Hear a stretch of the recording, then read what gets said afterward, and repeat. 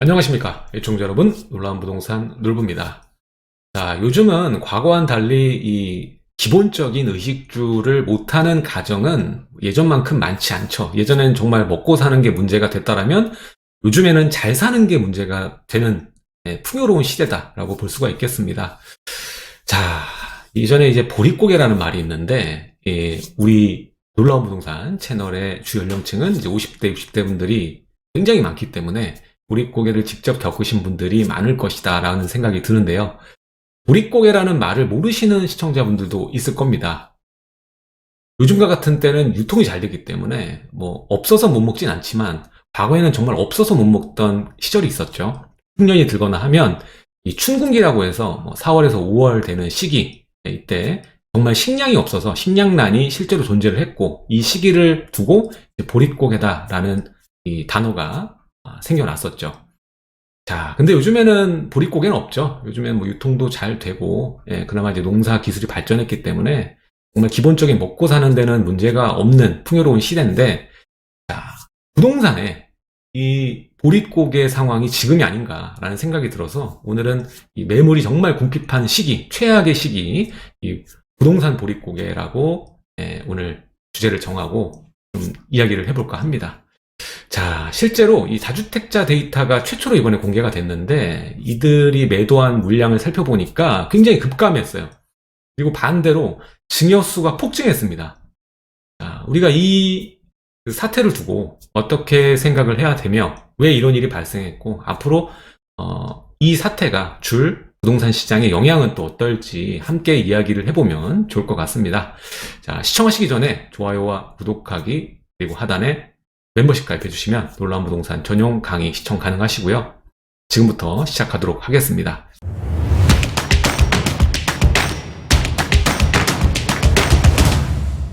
자, 최근에 시장 움직임을 보면 아파트가 정말 최악의 거래량을 계속적으로 보여주고 있습니다. 자, 올해 들어왔을 때 이 비선호 주택인 이 빌라가 아파트 거래량을 계속 연속으로 올해 들어와서 넘고 있는 모습을 볼 수 있는데 그만큼 아파트 거래량이 바닥을 기고 있다라는 반증이 되기도 합니다. 자, 빌라 거래량이 정말 폭증했다라고 표현하기보다는 아파트 거래량이 정말 폭감했다. 이렇게 볼 수가 있겠죠. 자, 여긴 여러 가지 원인을 둘 수 있겠지만 가장 크게 영향을 준 요인은 이 정부의 정책입니다. 그 중에서 가장 꼽는 것이 이제 양도세 중과겠죠. 자, 양도세 중과가 나온 명분이 뭘까요? 일단 다주택자가 물량을 많이 갖고 있기 때문에 부동산 가격이 오른다. 이러한 그 투기 세력 때문에 집값이 오른다는 프레임으로 이 다주택자를 겨냥해서 정책들을 펼쳐왔죠. 자, 그래서 양도세를 중과를 때리면 결국 세금이 올라가니까 이들이 물량을 내놓을 것이다. 그리고 보유세 올리면 이들이 물건 팔 거다, 못 버틸 거다라고 생각을 했는데 부동산 가격이 올라주면서 오히려 이들이 버틸 수 있는 체력이 비축이 됐고 전세가가 뭐 기존의 분양가를 넘어선다거나 이전의 매매가를 이미 넘어선 케이스가 워낙 많기 때문에 지금도 추가적인 주택 상승을 기대하면서 보유로 전략을 피는 수요자들이 굉장히 많습니다. 자, 그래서 결국 정부가 유도한 매물 유도를 한 기존 다주택자 물량이 폭감을 했습니다. 폭감을 하고 원래 정책을 피기 전보다 거래량이 감소했습니다. 다주택자의 그 매도 물량이. 자, 실제로 뭐 서울 케이스를 봤을 때 2019년에서 20년 대비했을 때 20년에서 21년 매물이 37%가 감소한 모습을 보여주고 있고 그리고 경기 지역도 12.4%가 다주택자 매물이 오히려 감소한 모습을 보여주고 있습니다. 따라서 최근 1년 서울과 경기의 다주택자들이 가지고 있는 물량이 총 2만 채가 걷어들여지고 작동을 안 하고 있다는 거죠. 공급량이 오히려 감소한 그러한 시장 구조를 만들어냈습니다. 이렇게 물량이 감소되면 어떻게 됩니까? 뻔하죠. 상승할 수밖에 없는 겁니다. 그래서 결과적으로 다주택자를 겨냥한 이 증세 전략, 증세 압박 전략은 실패로 돌아갔고 오히려 역효과 부작용으로 부동산 가격이 폭등한 결과로 나타났고 현재에 이르렀다라고 볼 수가 있겠습니다. 자, 이 증세 압박 전략이 이번이 처음이 아닙니다. 과거에도 똑같이 양도세 중과 그리고 보유세 증세 이 전략을 썼는데도 불구하고 집값이 오히려 부작용으로 급등했죠. 과거 선례가 있음에도 불구하고 이번에 또 했다라는 것은 과연 이들이 다주택자 매물을 기대한 게 정말인지 아리송한 부분이 아닐 수 없습니다. 자, 일단은 이런 상황에 양도세 중과다 모두가 한 몫살이를 내고 있는데도 불구하고 올해 또 6월에 양도세 중과 세율이 또 인상이 됐죠. 그래서 10%, 20%포인트가 20, 30%포인트로 오히려 인상이 됐습니다. 더 못 팔게 만들어 놓고 또 매물을 기대한다는 것은 맞지 않는다는 거죠. 논리 자체가 무논리라는 겁니다. 게다가 올해 들어왔을 때 장기보유 특별공제도 바뀌었죠. 이제는 거주와 보유를 분리해서 40, 40%포인트로 나눴습니다. 따라서 오히려 이제 1주택자들도 갈아타기가 굉장히 어려워진 거죠. 갈아타려고 매물을 팔게 되면 거주를 못 채운 경우나 아니면 이제 보유를 못 채운 경우에는 그만큼 이 절세될 수 있는 부분이 사라지기 때문에 세금으로 납부할 수밖에 없겠죠. 따라서 이 부분을 채우려고 하는 사람이 많지 팔려고 하는 사람이 절대 많지 않다라는 겁니다. 따라서 상당수가 이 기간을 의식하고 채우고 보유하는 쪽으로 선회해서 계획을 잡는다라는 것을 아셔야 될 것 같고요. 지금은 1주택자라 하더라도 갈아타기를 실행하는 것보다는 적은 자본이라도 추가 매수를 해서 이 유동성 인플레이션장을 버티는 그러한 전략을 택하는 것이 유리한 상황이라고 볼 수가 있겠습니다. 지금은 팔게 되면 어떻게 해서든지 팔게 되면 자산이 축소되는 구조이기 때문에 이제 요즘에 이 증세가 된 이 구조 안에서는 갈아타서 더 좋은 주택으로 갈아탄다라는 수요자들은 그만큼 감소가 되는 것 같습니다. 이제 웬만한 주택은 비과세를 다 넘어갔죠. 그 금액대를 넘어갔기 때문에 장특공제밖에는 비빌 게 없는데 장특공제가 21년 들어서 이렇게 나뉘게 되니까 이분들이 팔게 되면 그만큼 손해를 볼 수밖에 없는 구조 아닙니까? 그러니까 손해를 보느니 그냥 눌러앉게 되고 눌러앉고 남은 자본, 갈아타기 위해서 가지고 있던 자본은 그냥 추가적인 투자처를 알아보는 이러한 상황에 계신 분들이 상당히 많이 늘어났다는 겁니다. 팔면 줄어드니까 소득이 많으신 분들이야 갈아타면 되지 않냐, 상위주택으로 가면 되지 않냐라고 생각하실 텐데 그런 분들은 많지 않습니다. 그분들은 거의 없는 것 같고요. 거의 눌러앉는 쪽으로 가시는 나머지 퍼센트포인트 받아서 최대 세율로 하고 그 전에 단기적으로 투자를 한 번 더 운용하는 게 낫겠다 이렇게 생각하시는 분들이 훨씬 더 많으신 것 같습니다. 올해 들어오면서 갈아타기조차 어렵다 이 얘기죠. 자, 그럼 다주택자들의 상황은 어떨까요? 기존에는 임대사업자의 이 다주택자들이 물건 등록을 굉장히 많이 했습니다. 한때 양도세 중과를 기점으로 해서 폭증을 했었죠.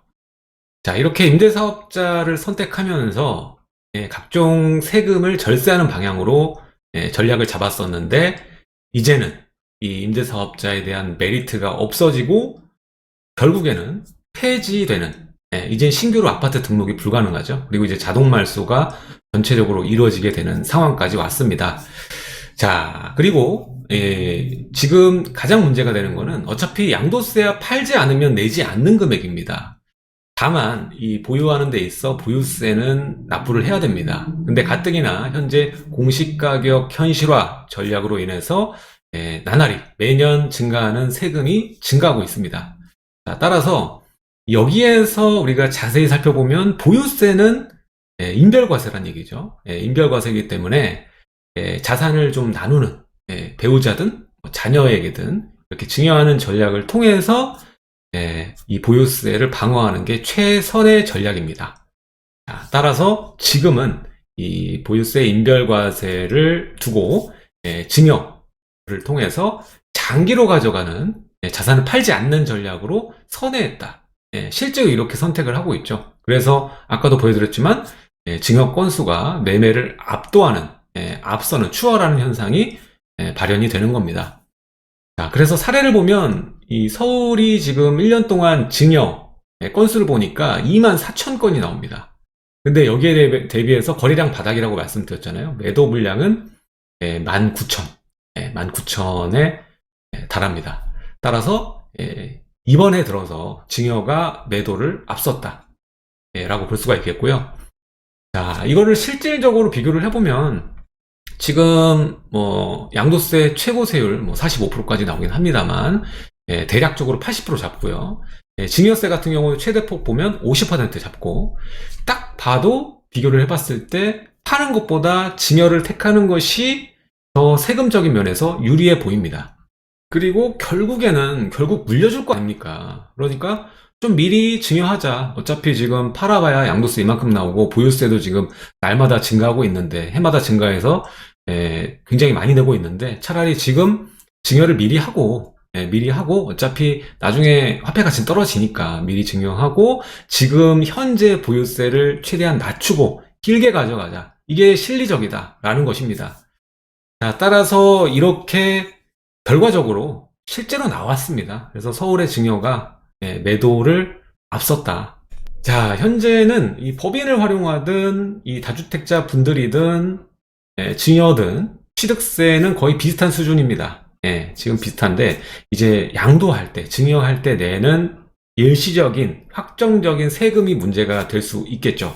자, 해당 표는 증여세액에 따른 과표에 따른 세율을 나타내는 표인데요. 자, 보시면은 이 금액들 보세요. 1억 원 이하, 5억 원 이하, 10억 원 이하, 30억 원 이하, 30억 원 초과 이렇게 나뉘는데 거의 대부분 10억에서 30억 구간 이 정도에 해당하지 않을까라는 생각이 듭니다. 그리고 누진 공제 금액도 있고 하니까 증여를 하시는 것이 매매를 하시는 것보다 유리할 수밖에 없다라는 것을 이것만 봐도, 표만 봐도 바로 알 수가 있죠. 자, 그래서 팩트는 이거죠. 서울과 경기의 아파트 2주택 이상 보유자의 매도량 변화. 그래서 직전 1년 2019년 7월부터 2020년 6월, 그리고 최근의 1년 2020년 7월부터 21년 6월까지를 보니까, 자, 서울의 경우에 2만 9천여 건이 1만 8천여 건으로 이 매매가 줄어들었습니다. 매도량, 다주택자의 매도량이 줄었다. 이만큼 잠긴 거예요. 실종됐다라고 표현하면 맞습니다. 경기의 경우에는 8만여 건이 7만여 건으로 거의 만여 건이 감소됐다. 물량이 그만큼 줄어들었다는 것이죠. 자, 그리고 또 중요한 데이터인데요. 서울 아파트 월 평균입니다. 월 평균 증여 건수, 그리고 다주택자 매도 건수입니다. 자, 근데 이게 3년 데이터랑 최근 1년 데이터를 비교했는데도 굉장히 의미가 깊다라는 것이 중요 포인트 같아요. 일단 그레이 컬러, 회색이 문 정부 출범 이후 36개월, 3년 동안 7.10 대책 직전까지의 해당 표고요. 수량이고, 월 평균 수량이고, 그리고 파란색이 최근 1년간 2020년 7월부터 21년 6월까지의 월 평균 건수라고 보시면 되겠어요. 그래서 보면 증여가 월 평균 이 7.10 대책 이전에는 천여 건 정도인데 최근 1년이 2,000건에 달할 정도로 2배 정도가 증가를 했습니다. 월 평균 서울 아파트가 2천여 건이 증여가 되고 있다는 거예요. 굉장히 놀라운 수치죠. 그리고 매도의 경우에 최근 3년, 최근 1년을 이전에 7.10 이전까지는 2,300건이 월 평균 거래량입니다. 매도량. 근데 자, 보세요. 최근 1년은 줄었어요. 사상 최악의 거래량 바닥 기간이라는 거 1,500건. 그러니까 30% 정도가 줄어든 거예요. 거래량이. 이게 굉장히 심각한 거예요. 이게 다 증여는 늘어났는데 매도 물량은 없다. 그럼 증여되면 어떻게 되죠, 여러분들? 그것만 생각해봐도 앞으로 장기적으로 향후 10년간 부동산 시장, 서울 아파트 시장이 어떻게 될지는 뻔히 알 수가 있는 부분입니다. 자, 당장 앞으로 어떻게 될까요? 21년, 이제 22년 넘어가고 있는데 지금 현재 상태에서 다주택자는 내년에는 또 공시가 현실화 때문에 또 올라갈 겁니다. 또 보유세 올라갈 거예요. 다주택자는 결국에는 한 해 한 해 지날수록 보유세 압박을 받을 수밖에 없기 때문에 매도보다는 증여를 선택할 수밖에 없는 상황입니다. 구조적으로. 증여가 더 유리하니까. 그래서 해가 지나갈 때마다 증여 강세는 지속될 것이다 라고 볼 수 있겠고, 증여를 하게 된 문제가 뭐냐면 2월 과세라는 게 있어요. 그래서 증여를 하게 되면 5년 이내에 양도를 하게 되면 증여를 해준 사람, 그러니까 아빠가 아들한테 줬는데 5년 이내에 아들이 팔면 아빠가 처음 취득한 가액을 기준으로 양도세가 계산돼서 부과가 돼요. 그래서 굉장히 세금이 증가할 수밖에 없기 때문에 5년 내에 양도하는 케이스는 거의 없다고 보시면 돼요. 정말 급한 경우 아니면. 그래서 이 증여가 이루어진 물량, 아까 봤던 월 평균 2천여 건에 달하는데 이 물량들은 앞으로 5년 동안 시장에 나올 수 없게 됩니다. 확정적으로 안 나와요. 네, 그래서 해당 기간 동안 시장에 나올 수가 없습니다. 자, 근데 증여를 선택하는 물건들은 어떤 물건들일까? 네, 빌라 뭐 이런 것들 증여 많이 할까요? 아닙니다. 증여를 선택하는 부동산 대부분이 우리가 선호하는 우량 지역이나 제일 선호하는 아파트 같은 종목을 당연히 많이 증여할 수밖에 없습니다. 따라서 우량 입지일수록 증여 물량, 매물 잠김이 있을 거고요. 아파트면 더더군다나 증여 물량이 많기 때문에 우수 입지에 이 아파트 거래할 수 있는 물량은 그만큼 감소될 수 있다라는 것입니다. 자, 그래서 이 추세로 가면 어떻게 될까요? 부의 대물림이 바로 이거 아니겠습니까? 자, 우량지의 매수를 원하는 수요들은 지속적으로 증가할 수밖에 없습니다. 왜? 우리나라는 자본주의고 다들 각자의 자리에서 열심히 일하면서 소득을 늘리고 있죠. 그 소득을 늘려서 결국 하는 게 좋은 곳을 거주하고 좋은 옷을 입고 좋은 음식 먹으려고 열심히 버는 거 아닙니까? 그래서 원하는 수요지에 지속적으로 수요들은 증가하고 가격은 올라갈 수 있겠지만 만성적으로 공급 부족 구조를 또 증여도 한 몫을 하겠죠. 자, 그래서 이 매도를 해야 될 물량들이 증여로 대물림되면서 신규 수요자가 이제 가격을 올려놓겠죠. 왜냐하면 거래할 살 수 있는 물건이 없고 호가는 올라가 있으니까 그 가격에 살 거 아닙니까?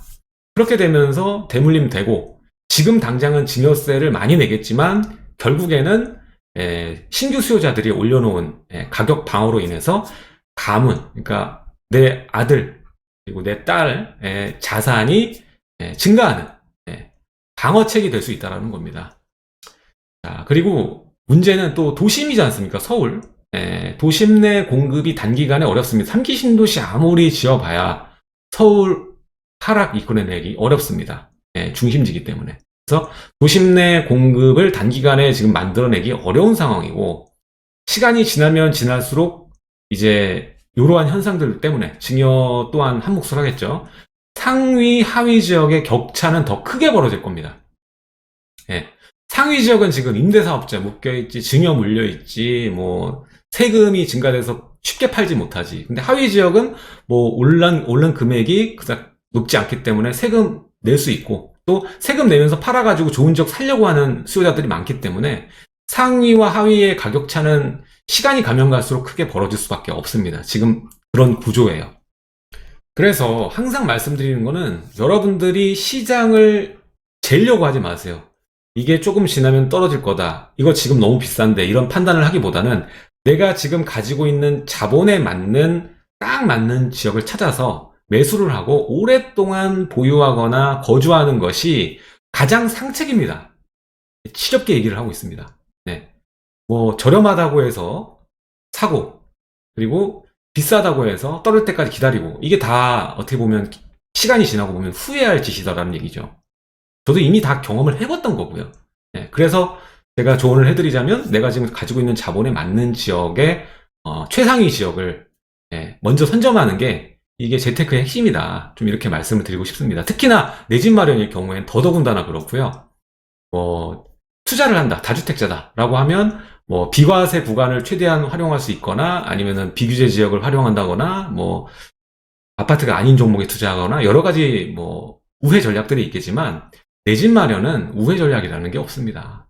최상의 선택을 할 뿐입니다.